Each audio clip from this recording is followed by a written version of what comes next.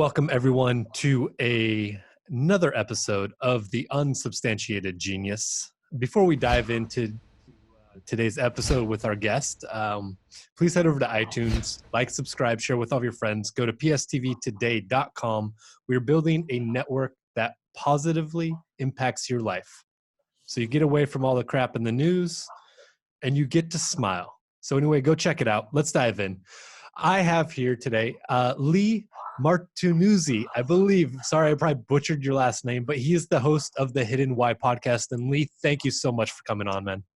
That's awesome to be here, mate. Thank you for inviting me. Yeah, no, it's a bit of a tongue twister, that last name. So I was blessed and cursed at the same time. It's rememberable.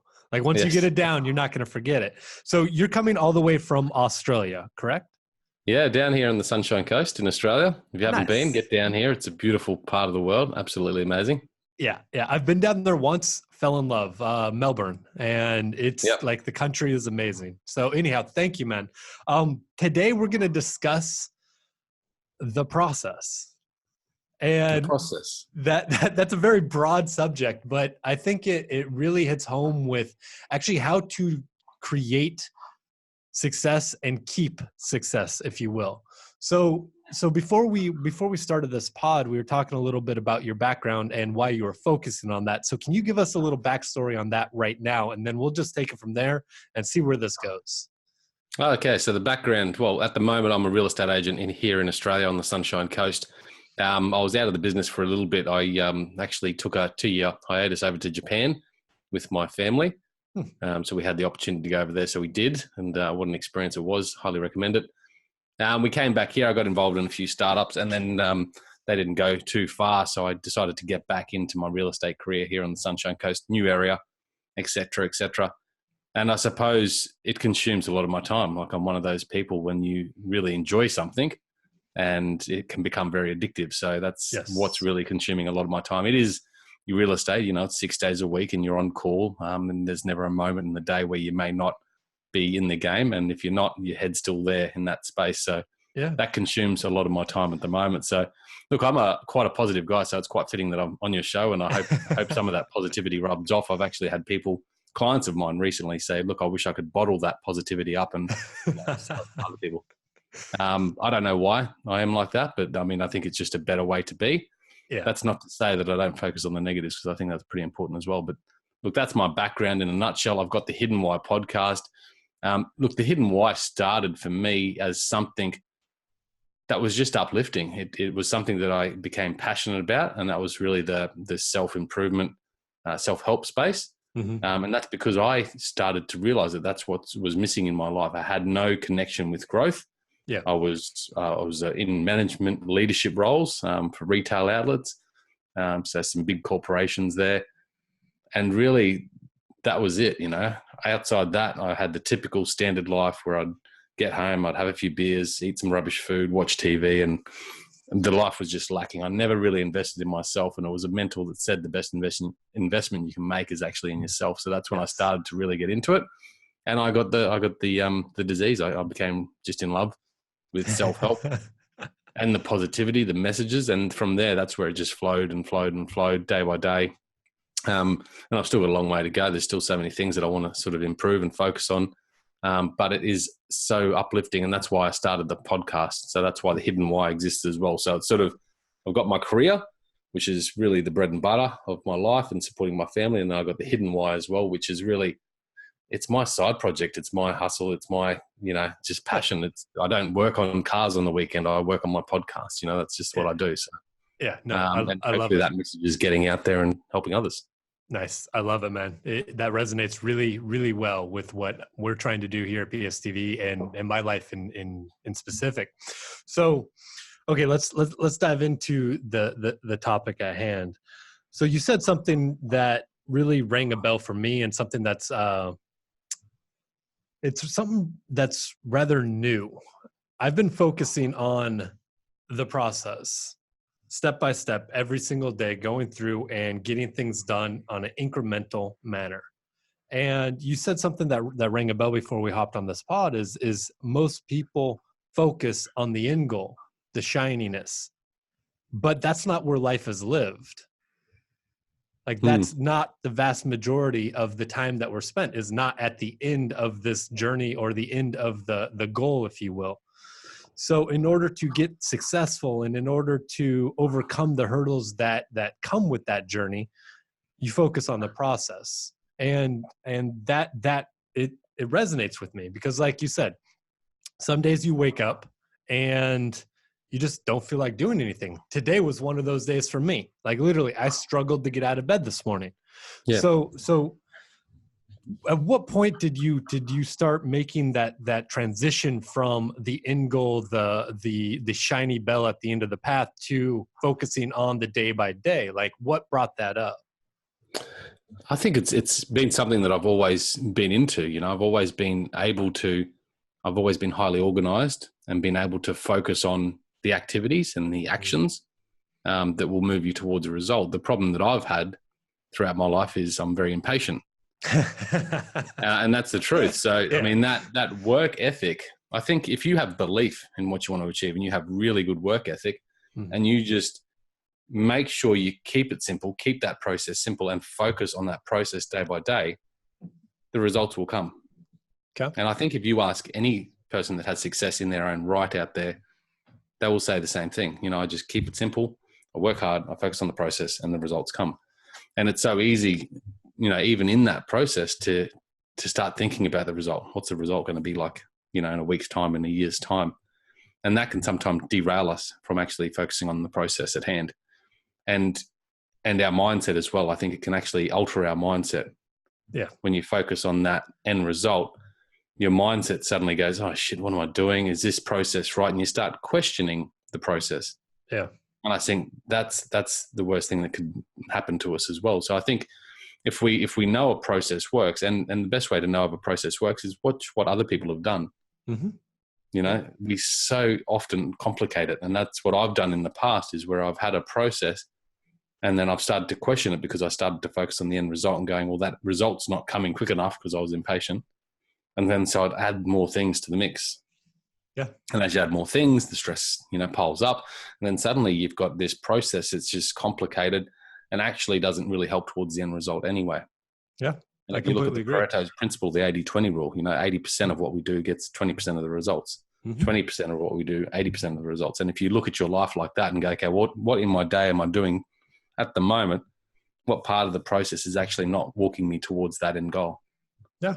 And then if you clear that clutter out and keep it really simple and just focus on that process day by day, keep those dreams alive and keep that vision alive. You've got to really have those visions. And I think, you know, morning affirmations or visualizations, your, what do you call it? Your visual board on the wall, you know, things like that. Keep those things alive because that's what really keeps that motivation alive.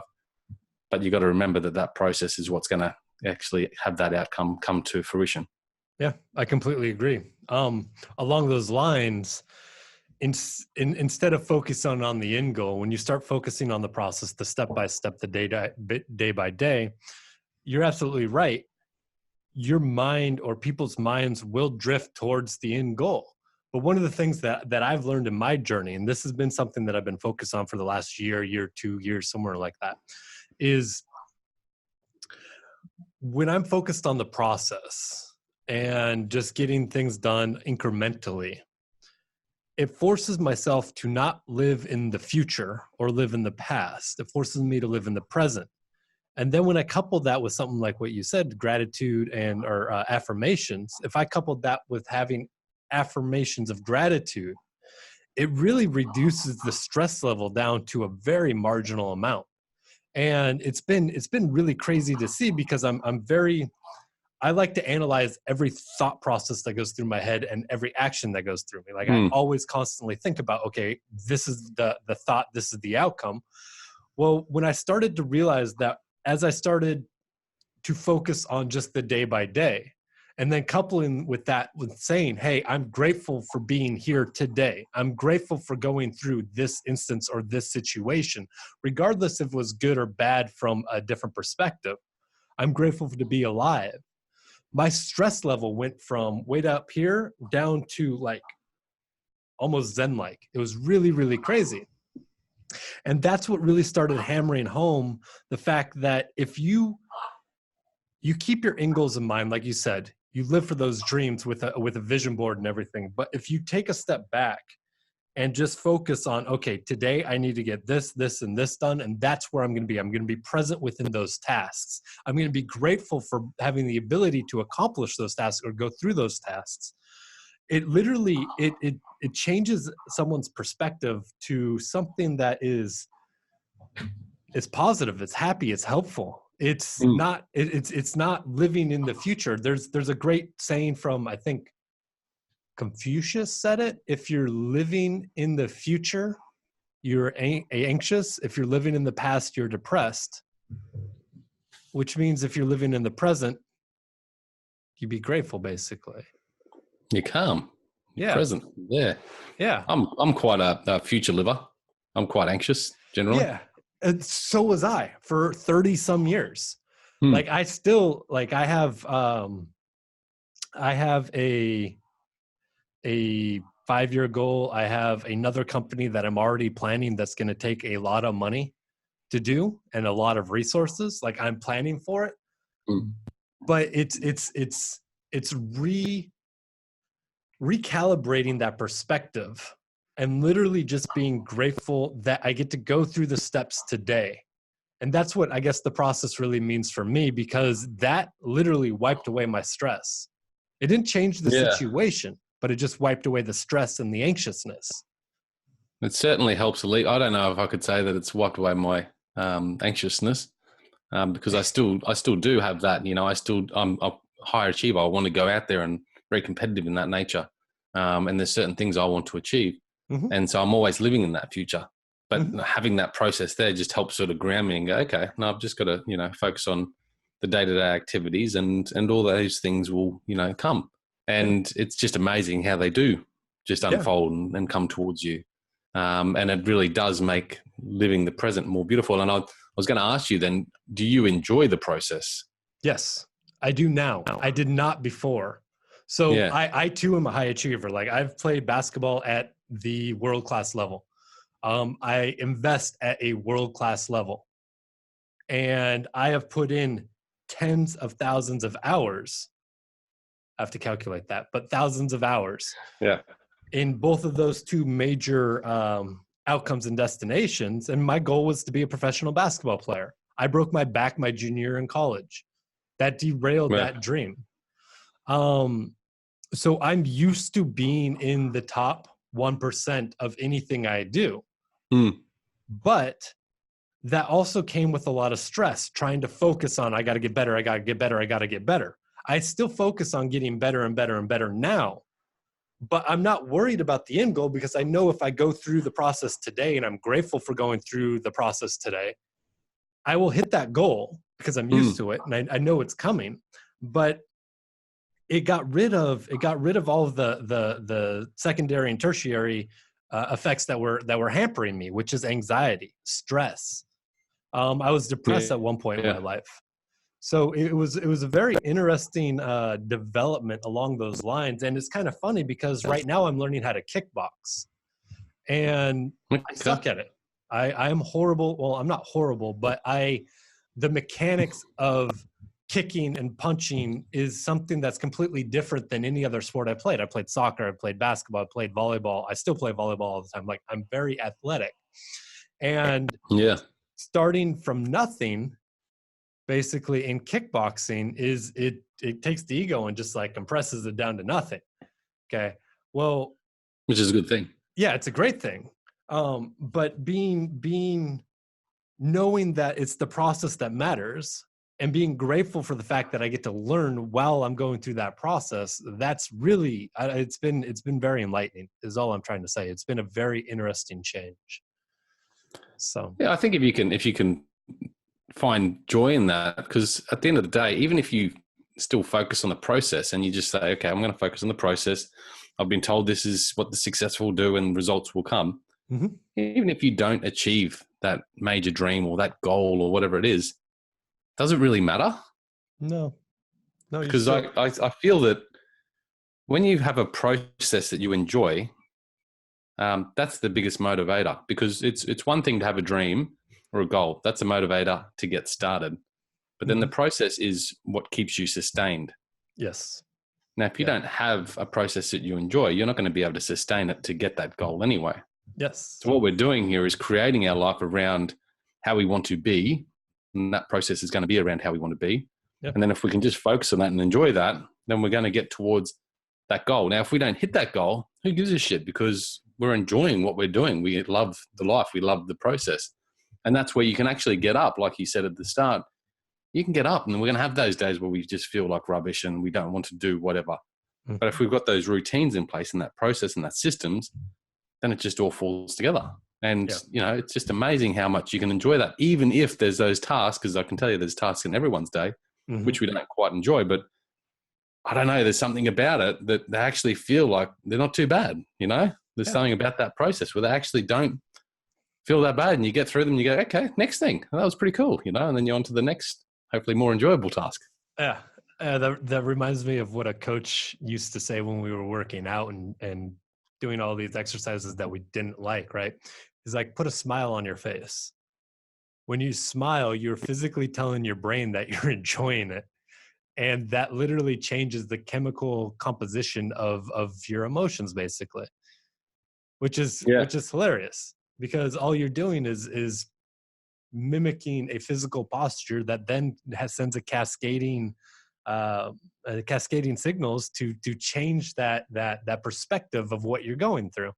And it's kind of crazy. Well, it's that postures and the smile. I mean, they say, get up in the morning and smile in the mirror, do a few power poses, maybe even, tell yourself some positive affirmations, and that really can, I don't do it, to be honest. I smile and stuff like that, but I don't really do the mirror thing. But, there's all sorts of different hacks that you can do to try and get you in the mood for the day.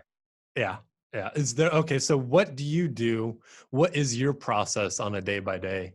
On day by day? Look, it falls in line with my career, but I suppose the morning routine is an important part of that process.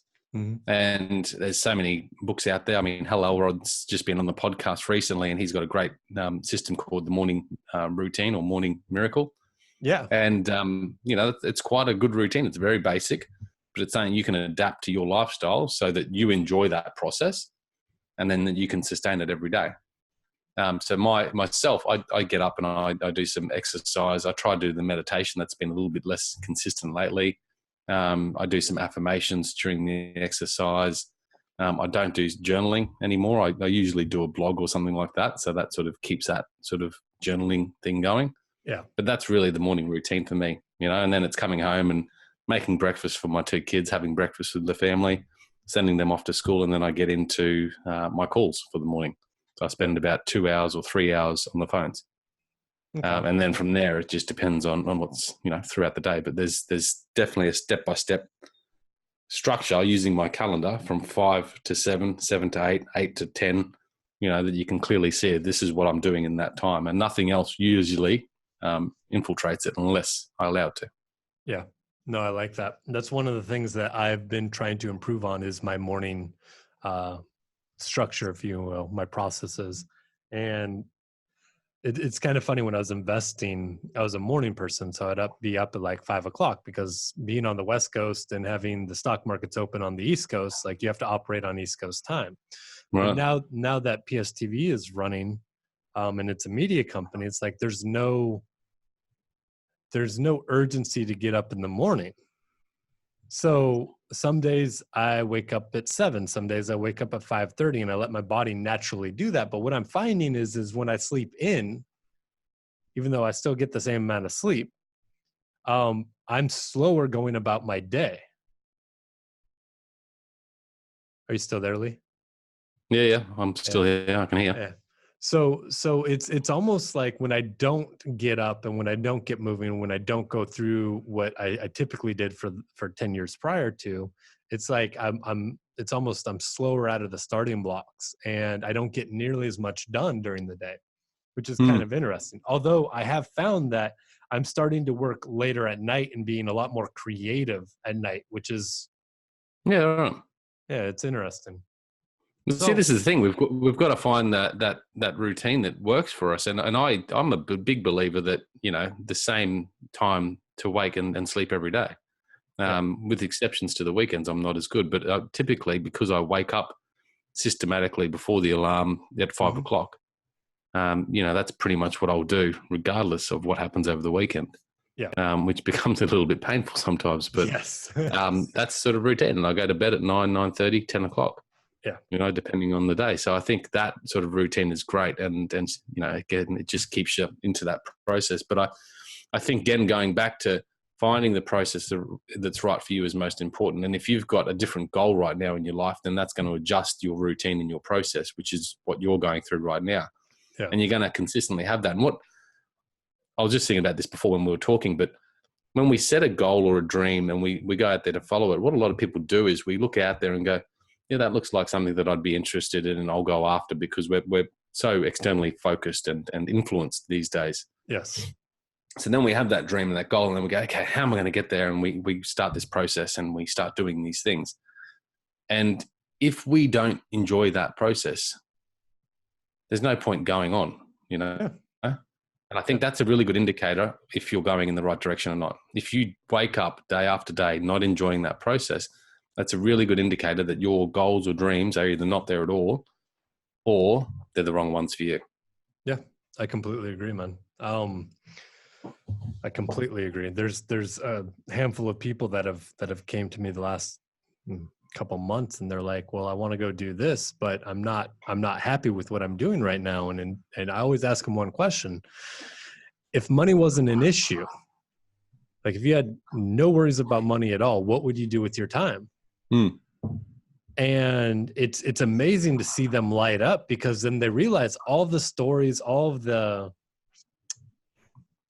I don't know, the complications that they tell themselves about what they want to do just vanish. And they're like, well, I love to do this. I was like, okay, well then there you go do it. Make money out of it, monetize it, but go do it. So it's very interesting. So I find when people say that that's what they want to do, that, because again, I still find it hard to know what I want to do, and I think still when people ask that, or when you ask that question to people, they're still coming up with answers based on what they're influenced by. Oh yeah. Not by what they truly want. So I want to ask you that question. I know that the Hidden Why podcast is very aligned with your goals and your aspirations, because it just happened and you spend a lot of time on it. You're on like episode, what, 850? Something like that, yeah. Yeah, like that is a major investment in time, and you love doing it. I can tell. Like when I came on your podcast, like I can tell by the passion that you spoke with. So if I asked you that question, what would the answer be? What's the question? If money wasn't an object, if it wasn't an issue at all, and you didn't have to worry about it, what would you be doing with your life? Yeah, with your time. Yeah. Yep. Look, I don't think I could not work, so that'd be definitely part of my day. But I would do a lot more writing, that's for sure. I have a vision of. I actually did this process when I lived in Japan, because we became very minimalistic. We had pretty much nothing other than our clothes and a futon on the floor, and it was just eye-opening to what I actually enjoyed in life. And all I enjoy is being with my family, being able to eat some good foods, even getting foods from our garden fresh. Cooking for my family. I love cooking. Just doing that in the morning and the evenings would be what I'd be doing every day. Throughout the day, I'd be doing some writing, maybe some speaking, maybe some educating, and some, positive influencing with other people. That's what I'd be doing. Yeah. And it's amazing how achievable, like I could do that now, but to monetize it, that's when it becomes, because at the end of the day, we have to support ourselves. Yeah. We have to support ourselves. So there is a point where you go, okay, well, how can I monetize that? And I haven't really mastered that yet. And that's why I still have my real estate career. But I actually love that real estate career too. That passion of achievement actually keeps me going and really lights me up. So it's finding that balance. And again, I think the Hidden Why is about that discovery process. And I think if that's what life is about, it's about going out there and going after that discovery, but from an internal guidance, not from an external guidance. Yes. I completely agree, man. And what about you? So if money wasn't an issue, I would actually make a space company. That's my next company I'm starting, is one that is designed to help subtly alter the path that we're walking on as a society. Because I look at the path that we're walking on and I see some ramifications coming that my children's children are going to have to deal with some very nasty issues. And it's like, okay, well, what can I do now to start influencing it?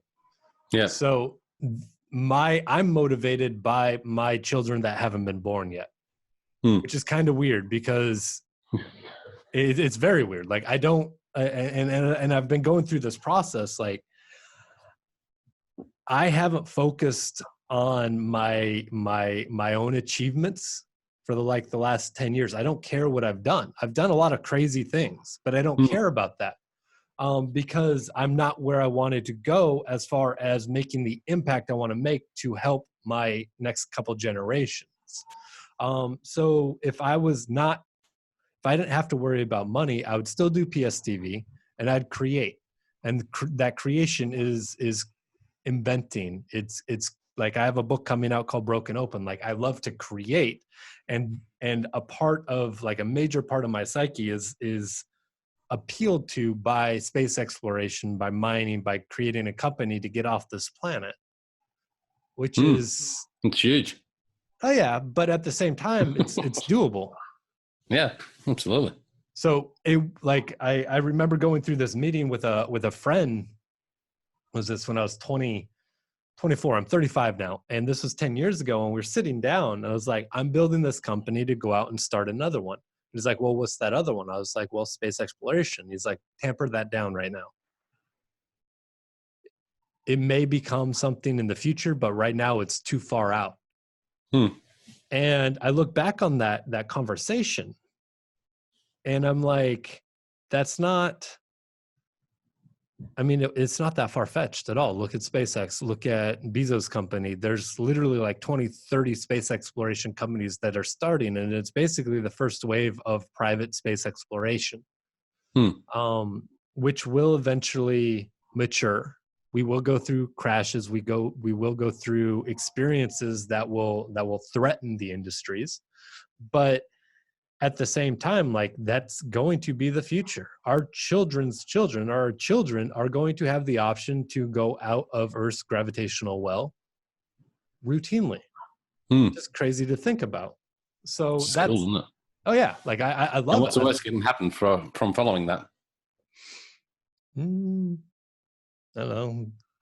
Desolate, broke, living on the street. No different than anything else. Maybe, yeah.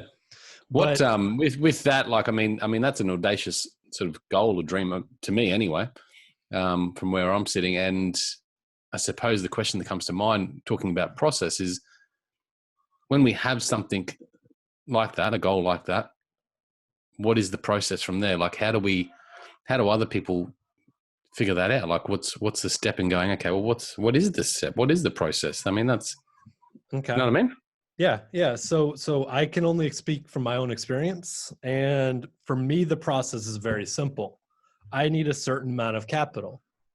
I have goals that I want to achieve and outcomes I want to achieve with my current companies. PSTV is the biggest one that will impact a large amount of people. So once I hit that goal monetarily, I'll be able to go out and create a lab. So what's that mean on a day-to-day process? It means I need to make content.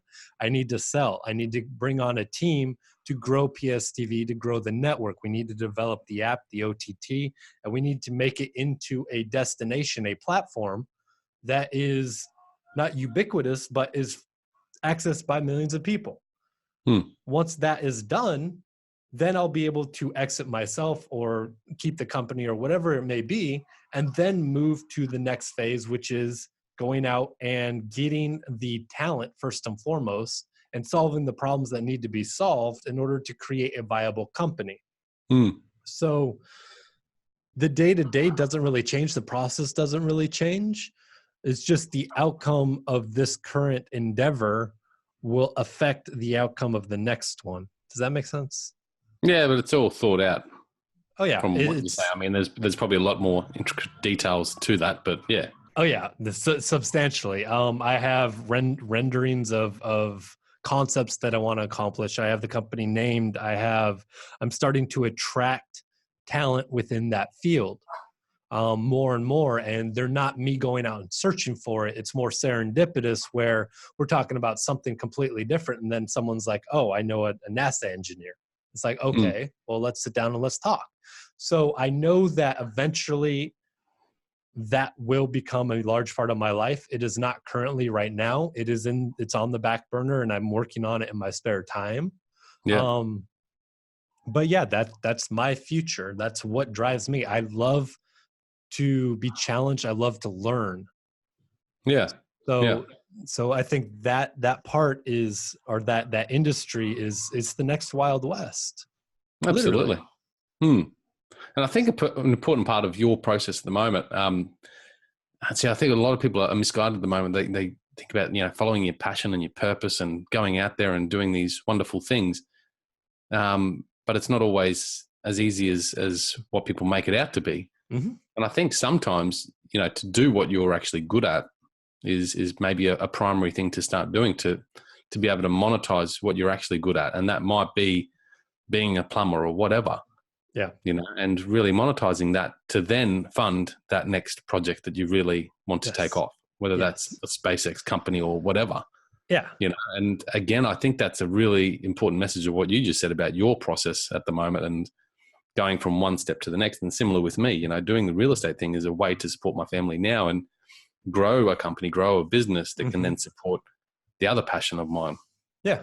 I have a friend that owns a painting company and he's been in painting all of his life and he's doing really well. Like it's growing well yearly and it has been for like a decade. And he's like, I don't necessarily enjoy painting, but what it provides me is cash flow to go then do other things that I am passionate about and make investments that I'm passionate about. So it's a cash flow engine. And that's what I'm trying to build right now is the cash flow engine to further the goals in the future. Yeah. And it could just be simply working to enjoy things like, I don't know, paragliding or something, Yeah, exactly. Whatever fills you with joy, go after that. Don't have to create massive companies or, No. up to the individual. So yeah, it's all about individuals' own passions, basically. Like mine just happens to be, I love to create. Like I have this innate drive to create. And even when I'm not trying to, it just kind of happens. what's the link between your athletics sort of background and your creativity? There must be some sort of, I guess it's art, isn't it? Yeah, I would say the link honestly is my parents. So they did a really good job with my brother and I in regards of telling us that we can go out and do whatever we want to do, but it's going to take a lot of hard work. And along those lines, like I remember we had a ton of Legos, just bins of Legos. And my brother and I would spread it out on the floor. So not a single piece was touching another piece. And then we'd build whatever our heart desires. And we did that for years. And then coupled that with reading. Like I love to read. So I deliberately read fantasy. I deliberately read sci-fi.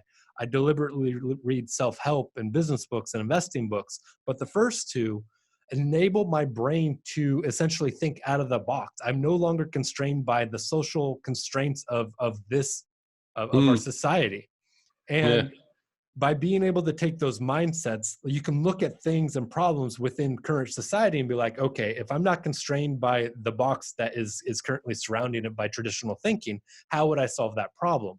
And that is creativity at its heart. It really is. So I'd say building things and the art form or art, and then couple with that with reading, and it's awesome. It's right brain, left brain, and it's just constantly going back and forth to solve problems. Yeah, that's interesting. I think that creativity, I think everyone needs to bring that out to elevate to the next level of happiness in their life. Oh yeah, I completely agree. It's as human beings, like the reason why we're conscious, or one of the reasons why we're conscious, is because we're able to take an idea that is not yet concrete and not yet in reality and create it.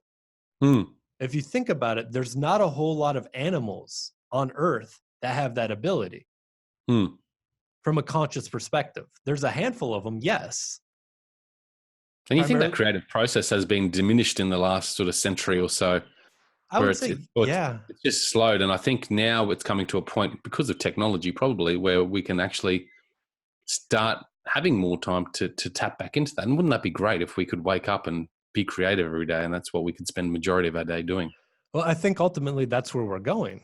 If you look at Mm. it, entertainment is one of the biggest industries and probably will become the biggest industry if you encompass like gaming, movies, film, Netflix, all that stuff. Why? Because as automation takes more and more menial jobs away, it opens up the amount of time during the day that we can go out and not work. Do you think would be more of us would become entertainers, but rather than just the receivers of the entertainment? Because I mean, I think Yes. that's a problem as well. Yes, I agree. And yes, I do think that's the case. I mean, look at YouTube. There's over 1 billion channels of YouTube. Yeah. Okay. With podcasts, there's over 700 podcasts and only like 150,000 that are active. I meant to say 700,000, but that's not a lot relative to the number of humans that have access to the technology. It's just not. True. I wonder what sort So of percentage that is. Anyway, we could do a calculation there. yeah. But like when I talk to people about podcasts and spreading their voice and spreading their messaging, Yeah. there's not a whole lot of competition yet.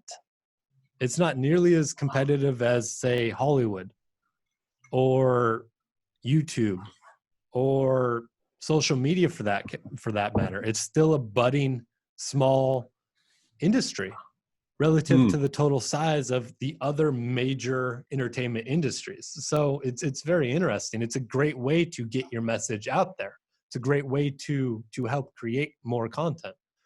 Yeah, and it's all becoming, every industry is fragmented, and it's Oh yeah. more and more fragmented. So, again, my thoughts on podcasting is if you've got a message to say or something you're passionate about, do it, because there's a lot of joy in that creative process as well of sharing what your passions are. Yeah.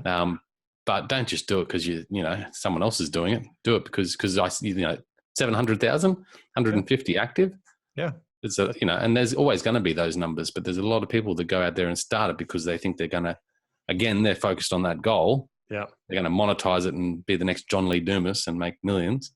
Yeah. And then they get into it and they can't sustain it because they don't actually enjoy the process, or, it's too much, Yeah. Yeah. No, I completely agree. In our own experience, like we went from making a podcast once a week, an hour-long podcast, to we now do micropods. So we do 5 times a week. We make a 5 to 7 minute podcast, and then I bring on a guest to have a conversation like the one we're currently in. Yeah. To provide that almost that contrast. And that sort of process is doing really, really well. What's your micropods about? Just positive messages. Well, I just take a topic and I discuss it. And so the last ones we recorded, 2 days ago, I did a mini series on investing because I'm very good at investing in doesn't matter what type of medium. It's a modality that I spent 10, 15 years building, from like Warren Buffett and Ray Dalio and Benjamin Graham, everything from algorithmic trading to value investing, which is the entire basically the entire pie. So it's really cultivated a modality that's rather unique in this day and age. And so I discussed that. It's part of the reason why I was able to talk a guy at Starbucks when I was 24, broke, unemployed, and to give me $100,000 during the crash in 2008. So I take little bite-sized things and I give a little bit of value every single day. So I don't know. It's been a very interesting process. That's for sure. I love the process. Oh yeah. I'm impressed with your podcast, man. You've done 850 episodes, give or take a few. Like that is amazing. Yeah. It's putting a lot out there, and it's always changing too. But yeah, it's what you enjoy, and I'm always wondering, how can I make it different and better? But the thing that I don't really focus on with the podcast, if anyone's listened to it, is really the quality of it. I just put out content and I put out stuff that I enjoy. And I don't know if I always thought it was probably a bad thing and I still question it, but you know what? It's what it is. And that's my form. So you can be a nice polished podcast, or you can just be sort of run of the mill, down to earth sort of podcast. Mm-hmm. But I'm always thinking about how can I do it differently? What can I do not only to refresh it for the audience, but to refresh it for myself, so I stay in love with the process. Yeah. Yeah, I completely get that. That's part of the reason why we started to transition to the new format. But your quality of podcast is pretty good. Like we deal with everything from brand new to literally the best of the best, and I would not say your quality of podcast is not that bad. Like it's not getting at up all. there. Then that's good to know. Yeah, yeah. But yeah, like, so I guess the next question I have for you is, where do you see your passion? Where do you see your podcast going in the next couple of years? That's a good question. I haven't really given it too much thought. Again, because my thoughts focused on another priority at the moment, but probably the next 2 years, I'm not sure, but maybe the next 5 years, I would like to see it turn into an ability for me to write more books and release more books, maybe do some speaking. And I've got this faint dream there of doing something that is traveling and talking about happiness around the world with people and how that's created, because I think that's fundamentally what we're here for. So that's where I'd like to see it taking. That could be a TV series or something like that, or, short episodes. So that's where it'd be nice to take it. So a quick idea. You have 850, give or take. You should go through and choose some of the best ones and some of the best content and compile a book that way. Yeah. Yeah. And what that would do, especially if it's already audio recorded and it's already out there, you can get transcripts and then you could just cut and paste and literally create a book. But what that does is it helps bring on the reach of the individuals that have been on your podcast. And that helps market it. Yeah. Yeah. So I'm going through the process of releasing my first book. Oh, second book technically, first one that's published by a publisher. And and like that sort of thing, like they look for a platform, you have the platform. And then they look for a compelling message. You have a compelling message. You have more than enough content right now to put a book out in the next year. Yeah. Well, actually, I've got one coming out hopefully this year. Perfect. Awesome. Congratulations. It's called The Ultimate Life Map. Okay. What's it about? And that's probably got a lot of, the references, not only to the books I've read, but to the people I've interviewed in it as well. So nice. Well, there you go. That's a great start on your journey of where you want to go. Yeah. It's one step. Yeah. It's part of the process. It is. well, look, and I when I was in Japan, I had a lot more time to give to this, and that's, when sometimes you just have to let go a little bit, you can become so attached to things and it can cause so much anxiety and stress. And I think I've just learned to just, let go and just keep it cool. And I understand where my priority is now. And yes, the book is there and I'm really passionate about that. I'm hoping it'll come out this year because it's taken a couple of years to launch, Yeah. It definitely takes a while. Hopefully that comes out. And then it's the whole putting it out there and publicizing it. And I haven't even planned that yet, to be honest. Well, I can see where it might go, but I haven't even created that process of what's to come. And that might be the whole next year of doing some speaking things in the local area here or around Queensland and, doing a lot of podcast interviews as well. Yeah. I mean, you already have the platform for it. You have your own podcast. You can get on other people's podcasts. That alone right there will drive sales. Yeah. So, but is there, we're going to wind it down. We're about at that time where I like to start winding it down. So is there anything else you want to add that just pops in your head right now? No, really. No, okay. I don't think so. Okay. No. So where can people find you first before we take off? Jump on to thehiddenwhy.com. So there's email there. You can reach out through the platforms there. Facebook. Okay. I'm not really heavily on social media, but Facebook's probably the one. Okay. Well, when you launch your book, you need to start the whole social media thing. It's huge these days. What I'm saying is I use it to publicize myself, but I don't on there. Yeah. Fair enough. Well, Leigh, thank you, man. I enjoyed it. It was fun. Thank you for coming on. Thank you, Karl. Yeah. All right, man. You have a good day. Been a pleasure. Cheers, mate.